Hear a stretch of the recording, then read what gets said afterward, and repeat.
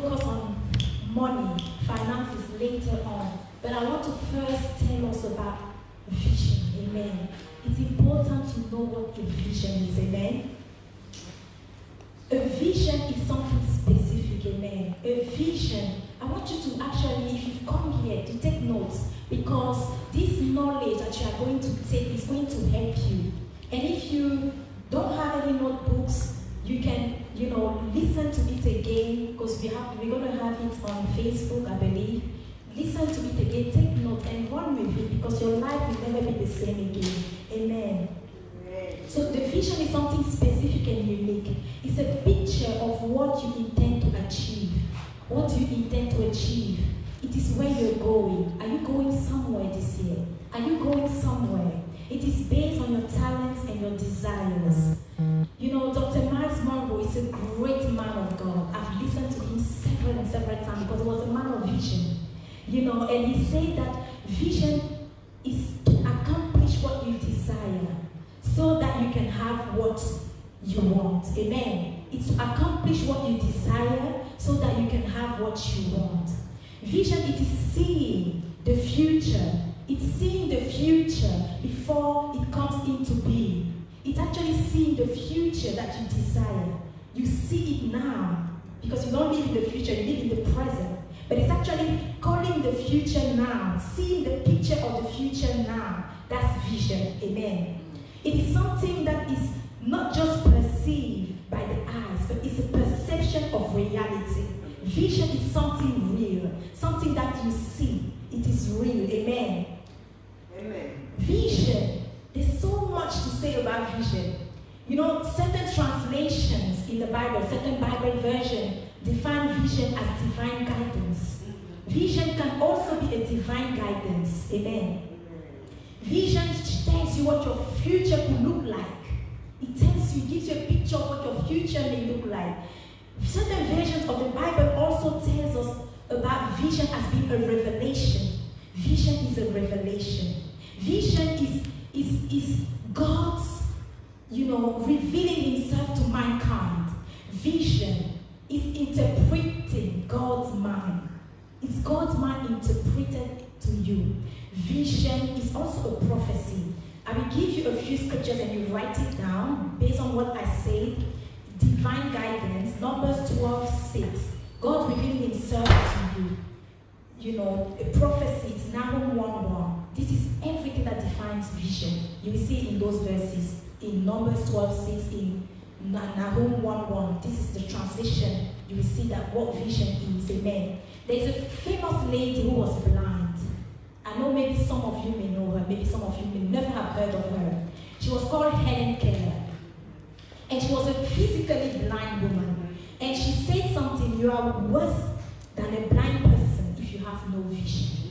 You're worse than a blind person if you have no vision. A blind woman saying that the only thing worse than being blind for her, because she was blind, she said the only thing worse than being blind. So you see that if you have no vision, you are worse than a blind person. And we see that in Proverbs 29:18 that says that where there is no vision, where there is no revelation, where there is no divine guidance, what happens? People perish. People go unrestrained. People, have no boundaries. There is no order in their life. Because why? Because there is no revelation. Because there is no divine guidance concerning your finances. There is no divine guidance concerning your life. Your life is unrestrained. There is no boundaries when there is no vision. And P.K. Bernard is also a great man who said, a man without a vision is a man without a future. So if you have come here today and you have no vision, know that you have no future. But if you've come here today, you need to begin to ask God to give you that vision. Discover the purpose for which you were created and begin to put down the vision so you can have a future. Otherwise, you will never have a future if you don't have a vision. This is a man that said that a man without a future will always return to his past. The reason he returned to his past is because he has nothing to move forward to. That's why he will go back to his past. A man without a future will always return to his past because he has no future. He will go back to the past. So he's not even moving, he's not even in the present, he's in the past. Amen. Amen. Amen. So we see that this is all vision. It's something that says in Habakkuk 2 that it must be written down. It must be written down. This is why it is a picture of your future now. You need to put a picture of what your future, you want your future to look like. And when we go to business meetings, we see that the people of the world have mastered this thing, but the children of God are not doing it. The children of God are not putting a picture of what they want to achieve on their fridges. You will see the people of the world we have on their fridges. This is a picture of the kind of house they want to live in. This is a picture of where they want to see their finances in 5 years. This is a picture of the kind of car they want to drive. But the children of God ignore these things. But the Bible tells us in Habakkuk 2 that we must write the vision down and we must make it plain upon the tablet so that he who sees the vision will run with it. Because you know what? As I was meditating on this, I realized that even in my house, when I take my bills and I put it in the drawer, I forget to pay the bills. Because it's not in front of me. Yeah. The vision needs to be in front of you. Yes. Because if it's not in front of you, you will forget it. You will even forget you have a vision. Yeah. You won't even run with that vision. When I put important letters of, for example, my daughter's school and stuff like that, I put it in the drawer. The meeting will have passed. I don't even know that the meeting has happened. Yeah. Because it's not in front of my eyes. This is why he says, write down the vision and make it plain upon the tablet. Amen. Because you need to have the vision in front of you. Amen. Amen. Hallelujah. Yeah. And this is why God himself said to Joshua that you must meditate in this book day and night. Because if you don't meditate on the word of God day and night, you will forget it.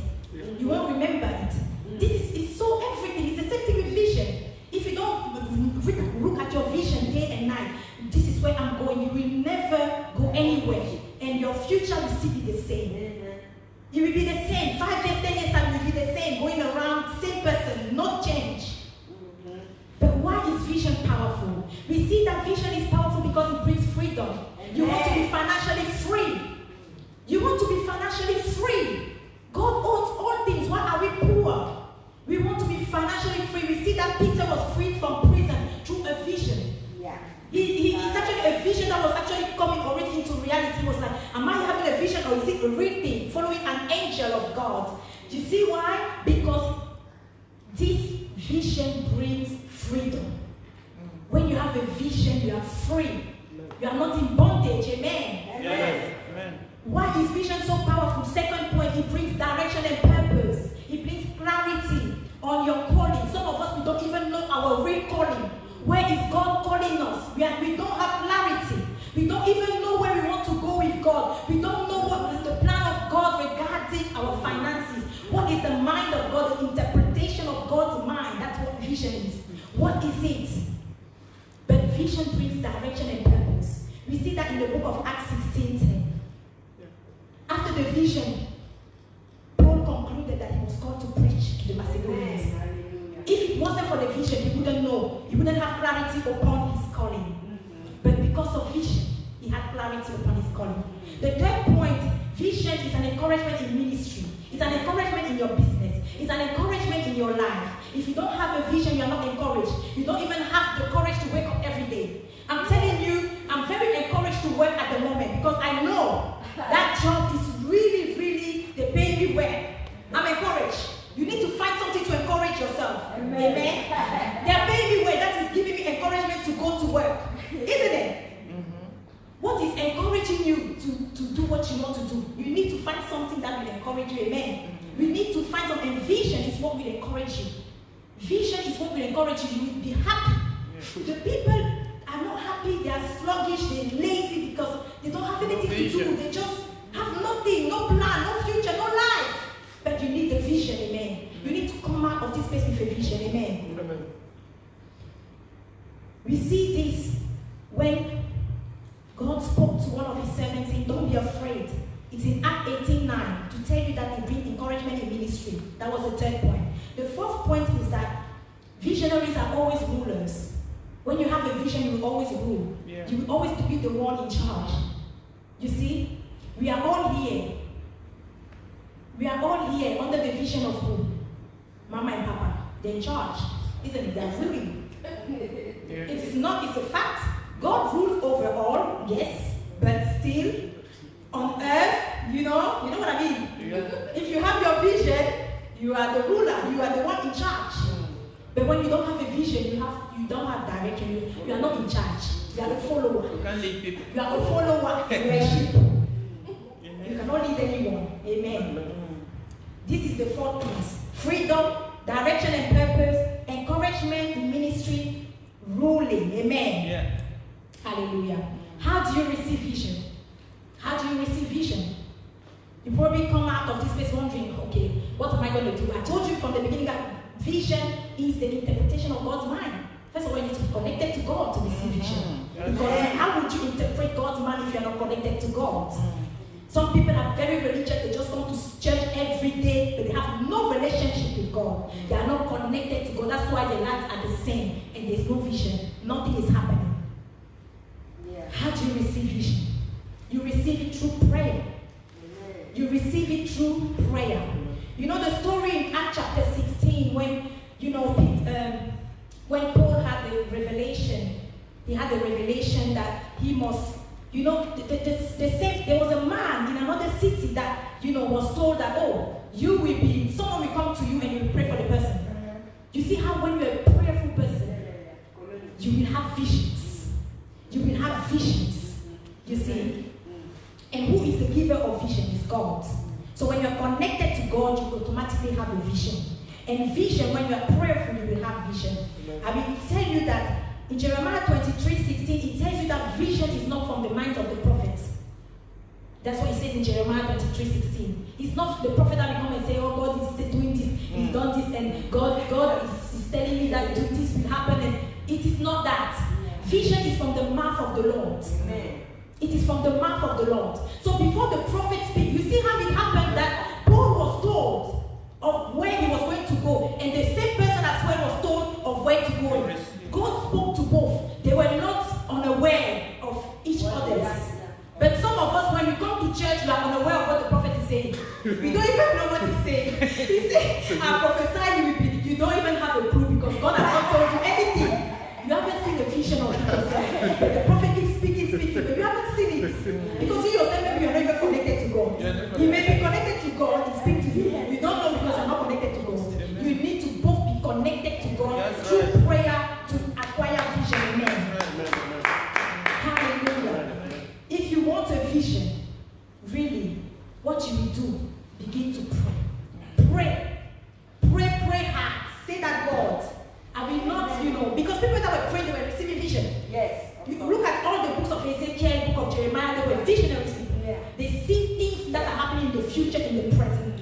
They could see things that were to happen in the present. Amen. They had a clear picture of what was to happen. Amen. And this is vision. Amen. If you don't have a clear picture of your future, you will always be blind. Be blind. You don't know what you are doing, But tell your neighbor today, my life is going to change. Today, my life is going to change. My life will never be the same. My life will never be the same. Do you believe it? I believe it. Do you believe it? I believe it. You sang, I believe. But you know what? A lot of people in the church don't believe. This is why we are not changing. We don't believe. We are unbelievers. Unbelieving believers. And the unbelievers, they are also going to hell.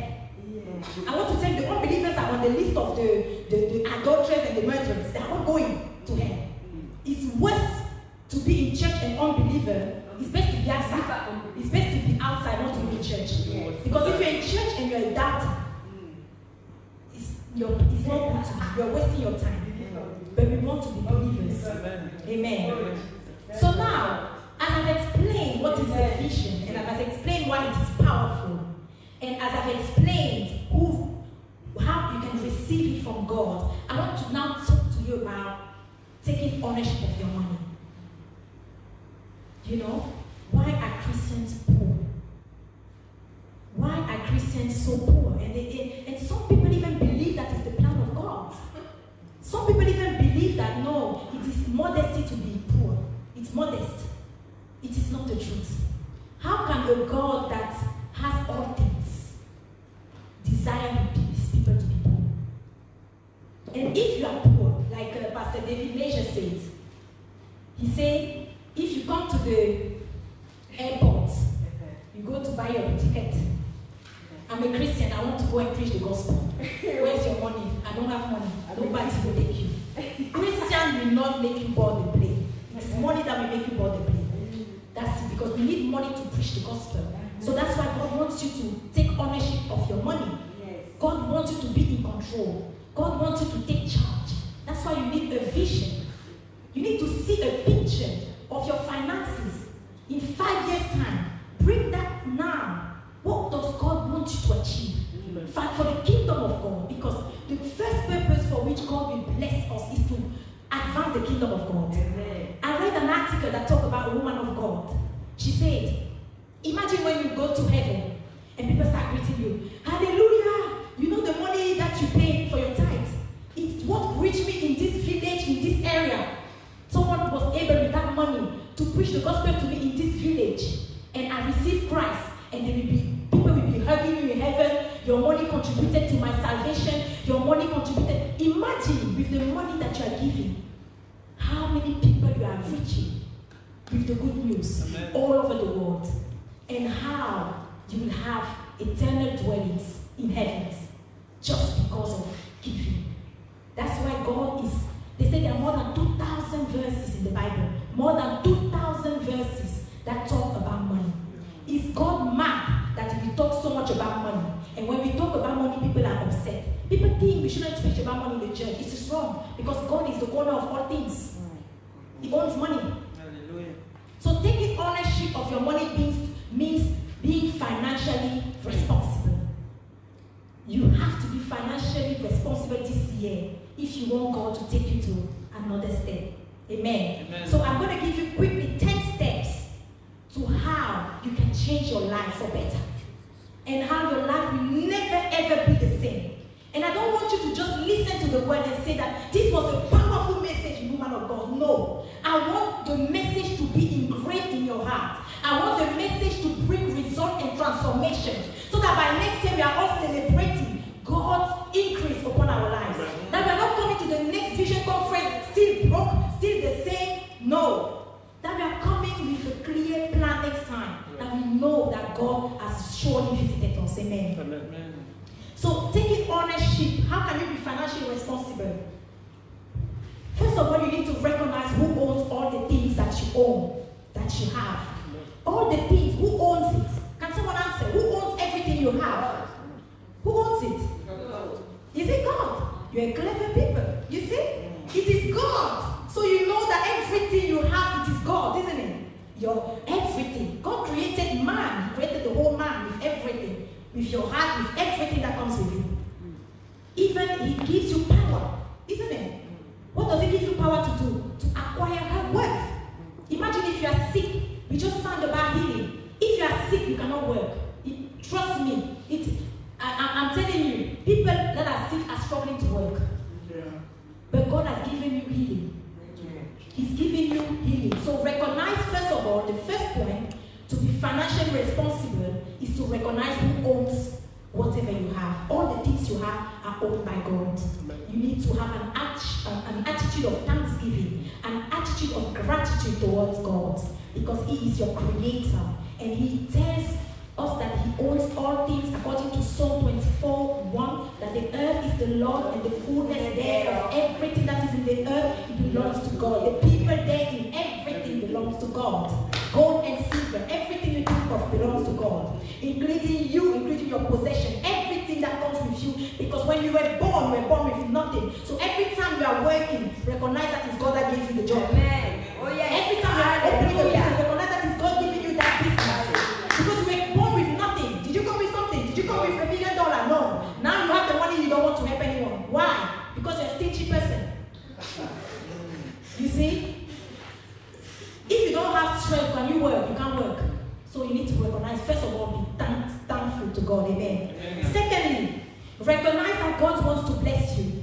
Some people don't believe that God wants to bless them. That's why they're financially poor. They don't believe God wants to bless them. In fact, they don't pray for blessing. No. You're praying, no. We must recognize that God wants to bless us. Say, I acknowledge God wants to bless me. I acknowledge God wants to bless me. He wants to bless me. He wants to bless me. Do you know in Romans 8:32 it says that He wants to give us freely all things. All things. All things. He wants to give us Freely. freely. And when I look at freely, it means graciously. Graciously. You know, graciously it's characterized by comfort, by ease. He wants to give it to you easily, with comfort. He wants to give it to you with compassion, with luxury. God wants us to live, you know, life that will attract people to His kingdom. That's right. If you are broken beggar, who will come to you? Nobody. You will never be blessed beyond your capacity to receive. Because He said He will fill your house, isn't it? Until there will be no room. So your capacity to receive matters, amen. So recognize that God wants to bless you. He wants to bless you. That's the second point. The reason He wants to bless you is because He wants you to represent Him well. Because while you are made after His likeness, you are made after His image. And an image of a God that is ruling, reigning, and have all things. He wants to give it to you freely. All the things that He has. That's why the Bible says that Jesus is the fullness of God. And Jesus has been given to us. He is the fullness of God. You see? And God wants to give us all these free things. But we do not want to receive them because we have a mental blockage. You see?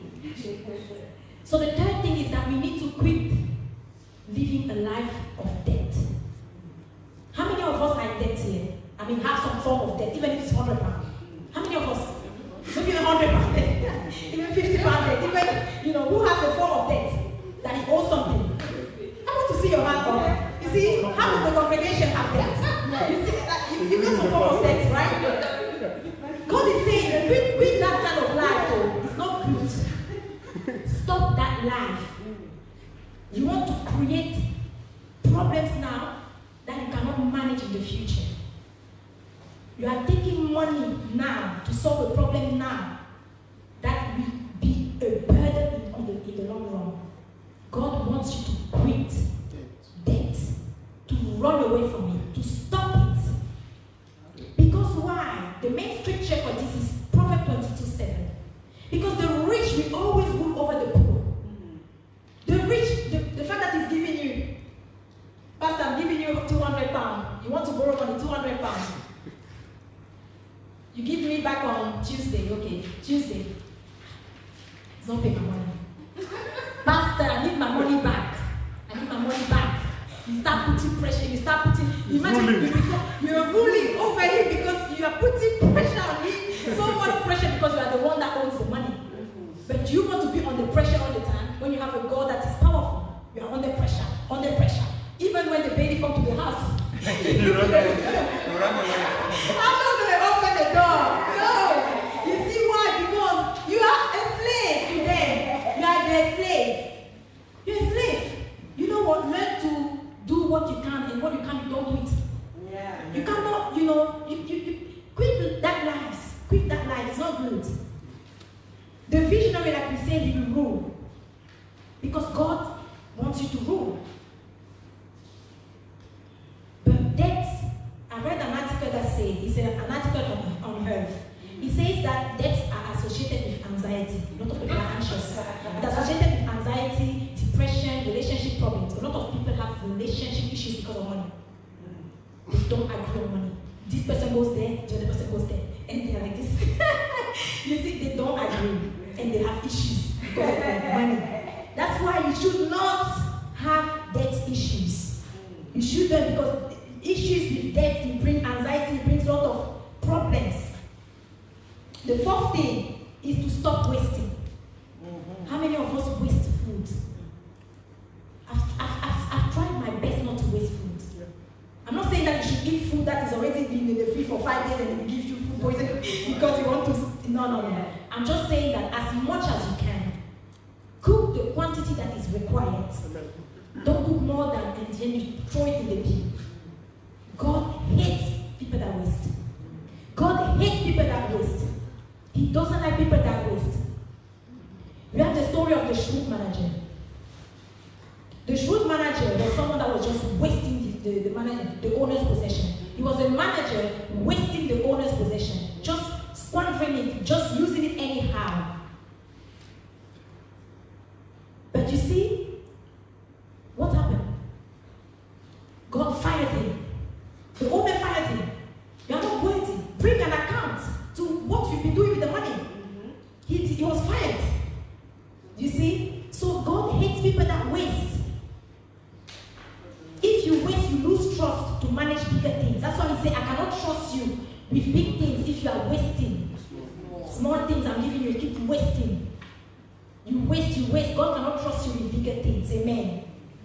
He can't. And I want to emphasize that management is very, very important. Because in the church today, we are not suffering. Churches are not suffering because money is lacking. It's because they are managing it poorly. A lot of churches do not even know how to manage money. They don't know how to handle money. That's why they are poor. And that's why the congregation is also broke like them. Because they cannot empower people to manage their money well.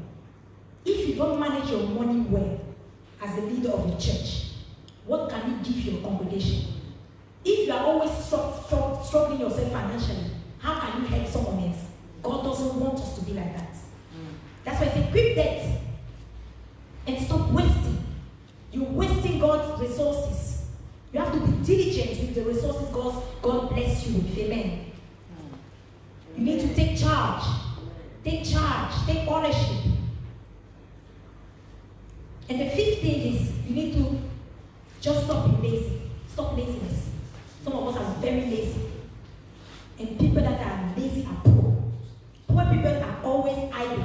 They are non-productive and they are lazy and they are not creative. And there is no crisis in your finances, but there is a crisis of creativity. And that's why you are poor. There is no crisis in your finances. There is a crisis of creativity. You are not creative. You need to be creative. And if you are a lazy person, you will not be creative. You just be idle. Creative with your finances. You should not rest until your finances get into shape. God didn't rest until he saw everything was beautiful. Why are we resting so much? God is created. The first thing he was creating. The second thing he was creating. He was creating. Everything he was creating. And he rested when everything was beautiful. But our lives are in disorder. Finances are a mess, but we are resting. And we believe that money is going to fall from heaven. It is not. Nothing is happening. If you are continuing to rest, God is giving you caution to keep on resting. Rest very well, my son. Stop sleeping. Because the Bible says in Proverbs 10:4-5 that the hand of the diligent makes rich, the slack hand, the lazy hand causes poverty.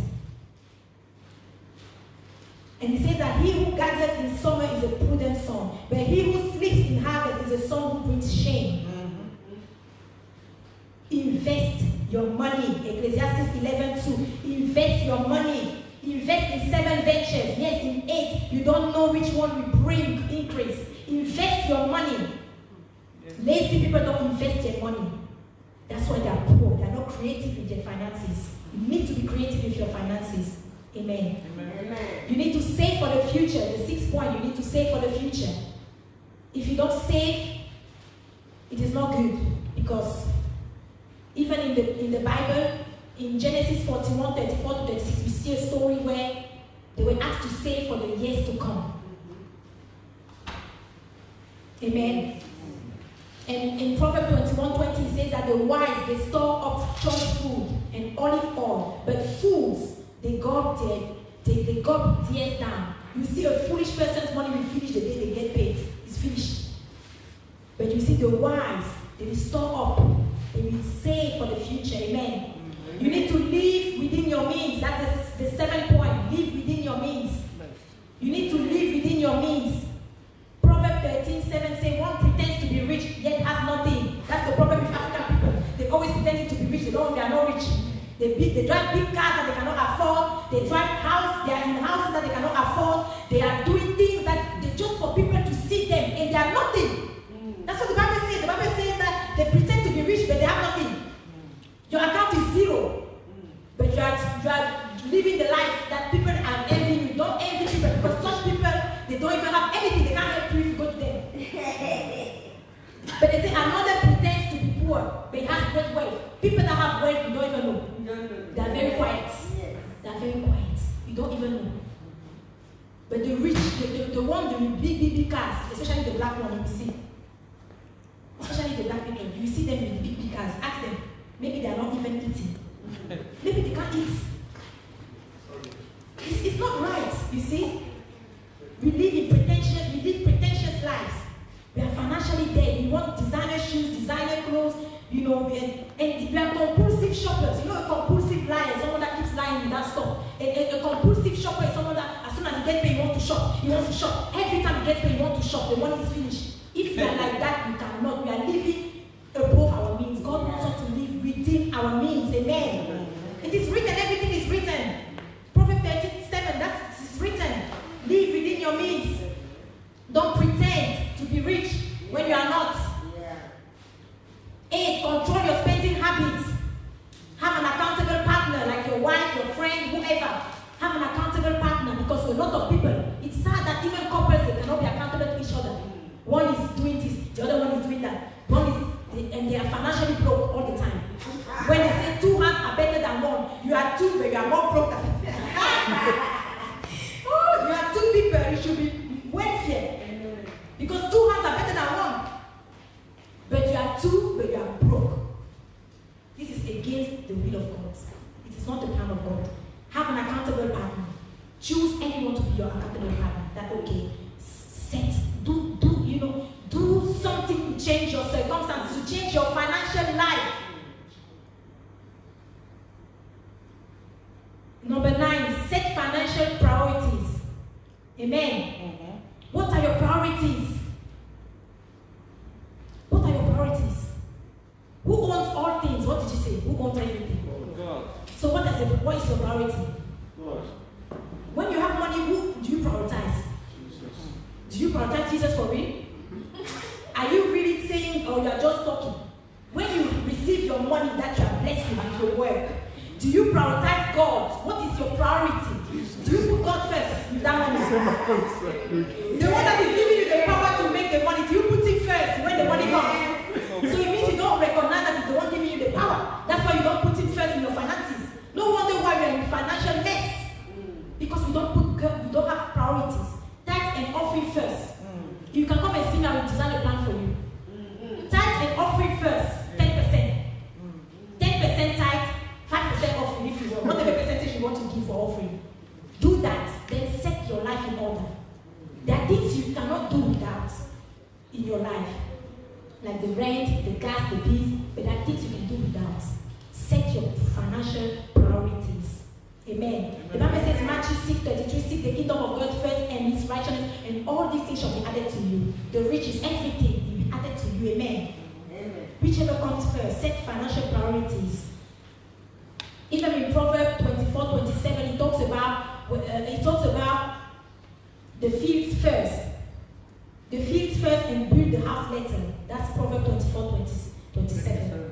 He said, look at the fields first, build the house later.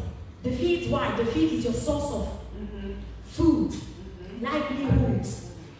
Fields first, build the house later. Some people, they want to build the house when they say, what is the point of having a house where you cannot eat? You sit down, you don't have food, but you have a house. Oh, glory to God. And the last thing, create a financial budget. All the expenses, the entries, whatever you receive as an income. Even if it's a child benefit, whatever it is, whether it's your salary, whether it's your business, you need to put all the entries down. Put the expenses. Some of us will be shocked to see that our expenses are more than the entries. And you see that already you're in a mess. In Luke 14:28, he said, build a tower. Before you build the tower, you sit down, you estimate the cost, and see if you have enough to complete it. Some of us, you start building. Before we look, how much do I have in account? You keep building, and then after you on the halfway you stop. And that's why we have become professional beginners and poor finishers. We never finish anything, but we always begin. We always begin the business of beginning things, but we are never in the business of finishing anything. And a person with a vision, we always start and finish. Amen. Amen. Oversee the vision for your finances. Make it happen with a plan, according to Proverbs 21:5. With goals, and steps to take to make your vision come to pass. In Jesus' name.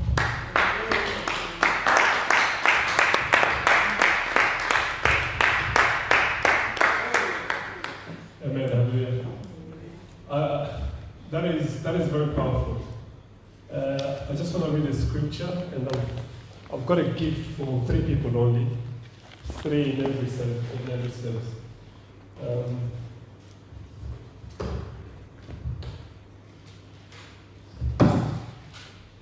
I just want to read Romans chapter 13, verse 8. I used to struggle with this, but Romans chapter 13, verse 8 reads as follows: owe no one anything except to love one another. Hallelujah.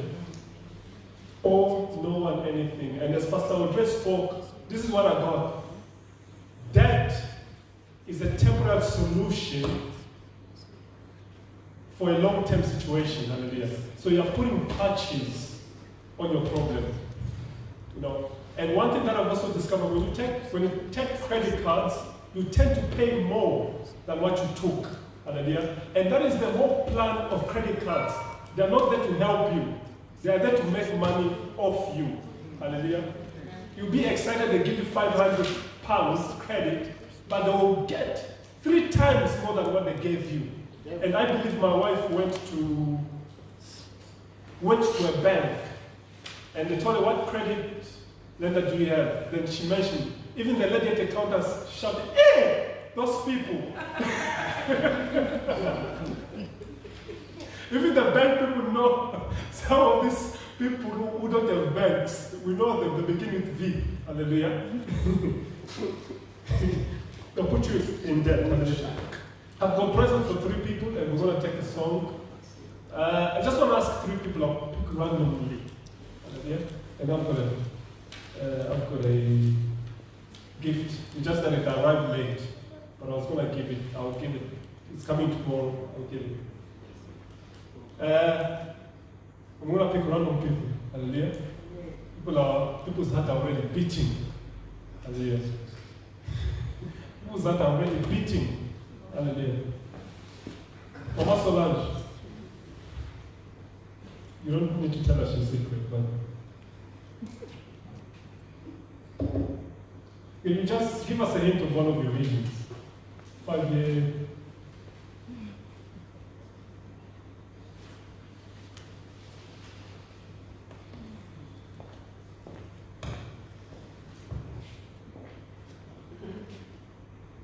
Sorry for putting you in the spot. Amen.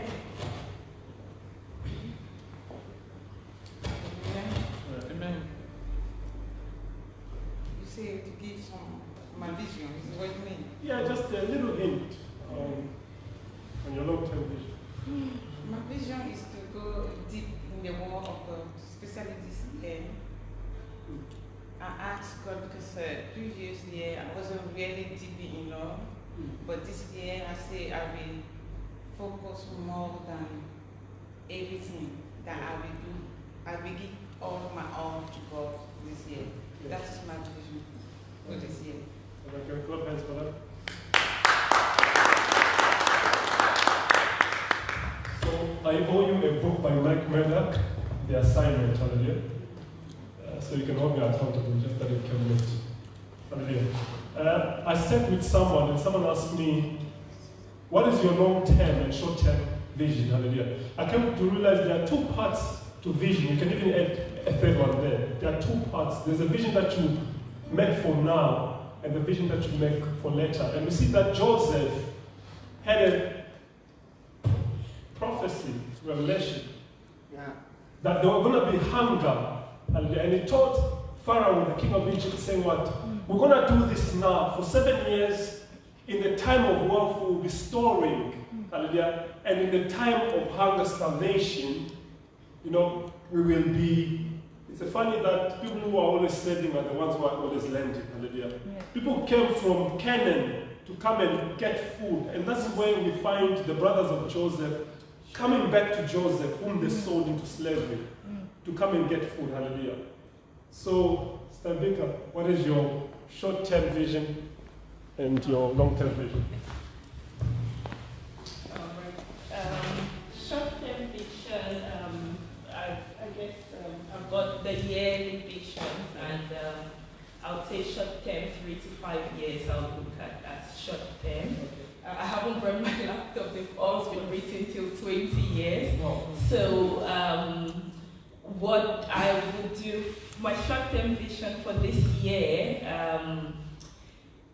it's in so many facets. So I've got all the various points covered: spiritual, financial, health-wise, relationship and stuff like that. I guess it'd be a bit long to go through them. I might just pick one. And I'll do, 2 for the short term, spiritually and financially, because this year that's going to be my focus. Building a deeper relationship with God, that's one. And spending more time with God based on His leading.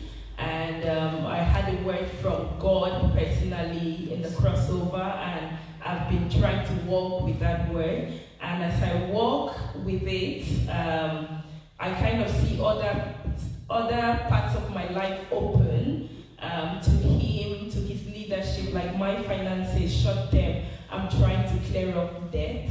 And I've been on it for about 5 years now, but the past couple of years I've really been bent on getting the debt out of the way, and so far so good, I'm on it.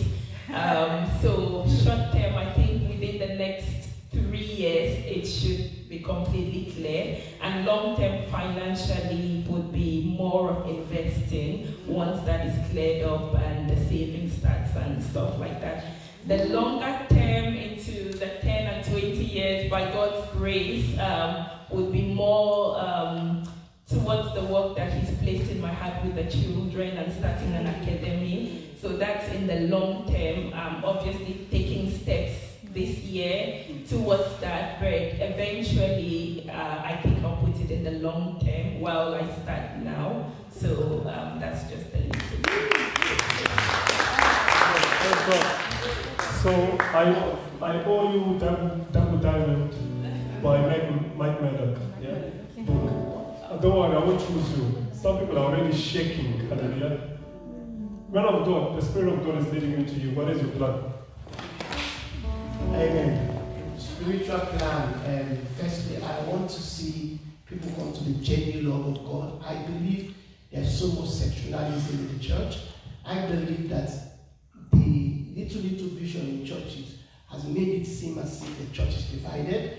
And I believe that there is one vision for God, and that is to bring people to the realization of the true love of God. And I believe in conferences like this, where people actually know what God wants.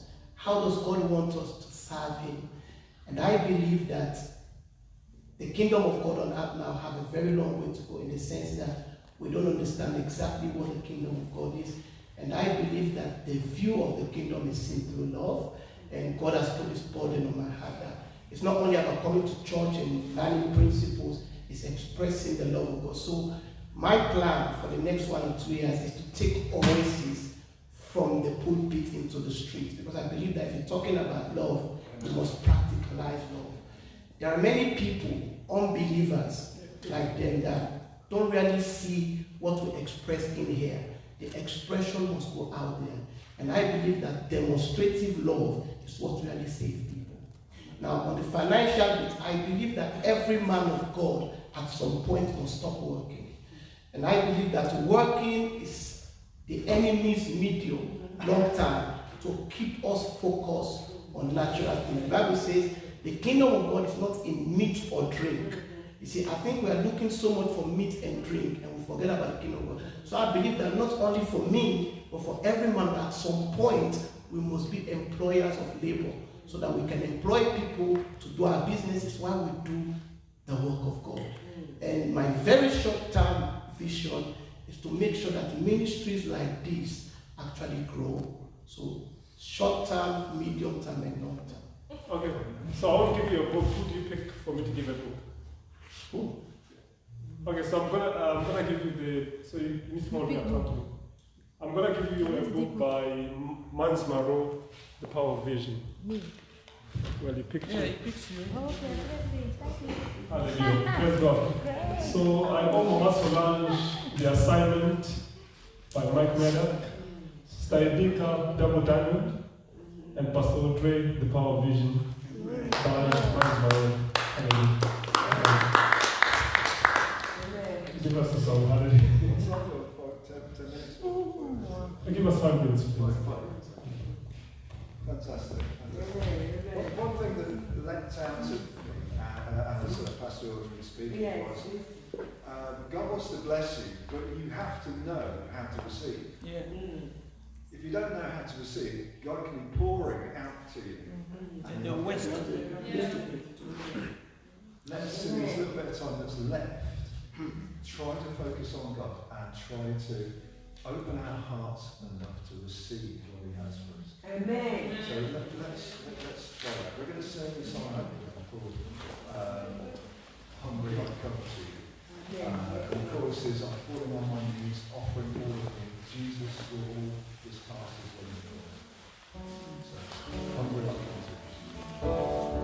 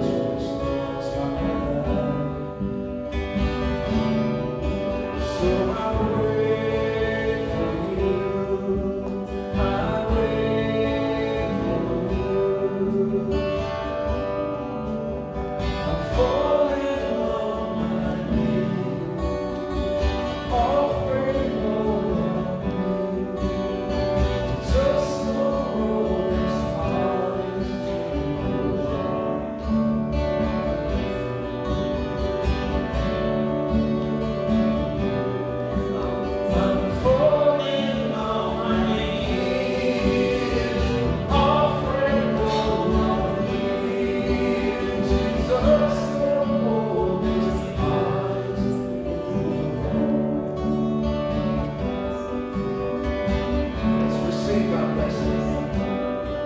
Receive our healing.